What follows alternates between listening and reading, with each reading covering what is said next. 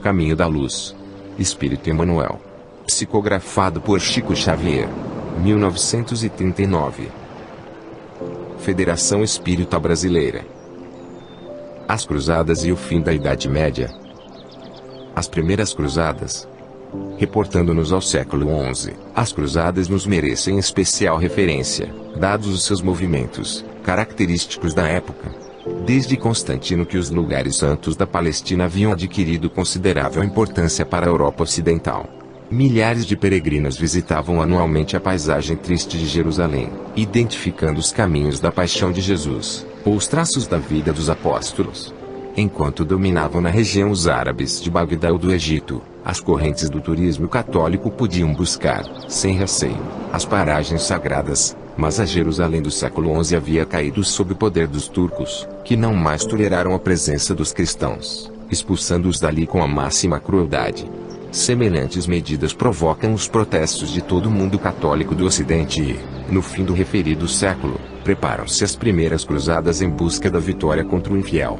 A primeira expedição que saiu dos centros mais civilizados, sob o comando de Pedro, o Eremita, não chegou a ausentar-se da Europa, dispersada que foi pelos búlgaros e húngaros. Todavia, em 1096, Godofredo de Bouillon com seus irmãos e Tancredo de Siracusa e outros chefes, depois de se reunirem em Constantinopla, demandaram Nicéia, com um exército de 500.000 homens. Depois da presa de Nicéia, apoderaram-se de Antioquia, penetrando em Jerusalém com a palma do triunfo. Ali quiseram presentear Godofredo de Bouillon com a coroa de rei, mas o duque da Baixa Lorena parecia rever o vulto luminoso do Senhor do mundo, cuja fronte fora aureolada com a coroa de espinhos, e considerou sacrilégio colocarem-lhe nas mãos um cetro de ouro, quando o Cristo tivera, tão somente, nas mãos augustas e compassivas, uma cana ignominiosa. Depois de muita relutância, aceitou apenas o título de defensor do Santo Sepulcro, organizando-se logo em seguida as ordens religiosas de caráter exclusivamente militar, como a dos Templários e a dos Hospitalários. Os turcos, porém, não descansaram. Depois de muitas lutas, apossaram-se de Edessa, obrigando o Papa Eugênio III a providenciar a Segunda Cruzada, que, chefiada por Luís VII da França e Conrado III da Alemanha, teve os mais desastrosos efeitos. Fim das Cruzadas. Em fins do século XII, Jerusalém cai em poder de Saladino. Os príncipes cristãos do Ocidente preparam-se para a Terceira Cruzada, assinalando-se as vitórias de São João d'Acre. As lutas no Oriente sucederam-se anos a fio como furacões periódicos e devastadores. A Palestina possuía, até então, os seus recantos maravilhosos de verdura abundante. A Galiléia era um vasto jardim, cheio de perfume e de flores. Mas tantos foram os embates dos exércitos inimigos, tantas as lutas de extermínio e de ambição, que a própria natureza pareceu maldizer para sempre os lugares que mereciam o amor e o carinho dos homens. As últimas cruzadas foram dirigidas por Luís IX, o rei santo de França que, depois da tomada de Damieta, caiu em poder dos inimigos, pagando fabuloso resgate vindo a desprender-se da vida terrestre em 1270, defronte de Tunis, vitimado pela peste. Os mensageiros de Jesus, que de todos os acontecimentos sabem extrair os fatores da evolução humana para o bem, buscam aproveitar a utilidade desses acontecimentos dolorosos. Foi por essa razão que as cruzadas, não obstante o seu caráter anticristão, fizeram-se acompanhar de alguns benefícios de ordem econômica e social para todos os povos. Na Europa sua influência foi regeneradora, enfraquecendo a tirania dos senhores feudais e renovando a solução dos problemas da propriedade, conjurando muitas lutas isoladas. Além disso, os seus movimentos intensificaram, sobremaneira, as relações do Ocidente com o Oriente, apenas paralisadas mais tarde, em vista da ferocidade dos turcos e dos invasores mongóis. O esforço dos emissários do Cristo. No infinito, reúnem-se os emissários do Divino Mestre, em assembleias numerosas, sob a égide do seu pensamento misericordioso, organizando novos trabalhos para a evolução geral de todos os povos do planeta. Lamentam a inabilidade de muitos missionários do bem e do amor, que, partindo dos espaços, saturados dos melhores e mais santos propósitos, experimentam no orbe a traição das próprias forças, influenciados pela imperfeição rude do meio a que foram conduzidos. Muitos deles se deixavam deslumbrar pelas riquezas efêmeras, mergulhando no oceano das vaidades dominadoras, estacionando nos caminhos evolutivos, e outros, como Luís IX, de França, excediam-se no poder e na autoridade, cometendo atos de quase selvageria, cumprindo seus sagrados deveres espirituais com poucos benefícios e amplos prejuízos gerais para as criaturas. Mas, compelidas pelas leis do amor que regem o universo, essas entidades compassivas jamais negaram do alto seu desvelado concurso a favor do progresso dos povos, procurando aperfeiçoar as almas e guiando os missionários do Cristo através dos mais espinhosos caminhos. Pobreza intelectual. No século XIII estava definitivamente instalado o governo real, desaparecendo as mais fortes expressões do feudalismo. Cada região europeia tratava de concatenar todos os elementos precisos à organização de sua unidade política, mas a verdade é que os meios escassos de instrução não permitiam uma existência intelectual mais avançada. Os estados que se levantavam, organizavam as suas construções à sombra da igreja, que tinha interesse em não dilatar os domínios da educação individual, receosa de interpretações que não fossem propriamente dela.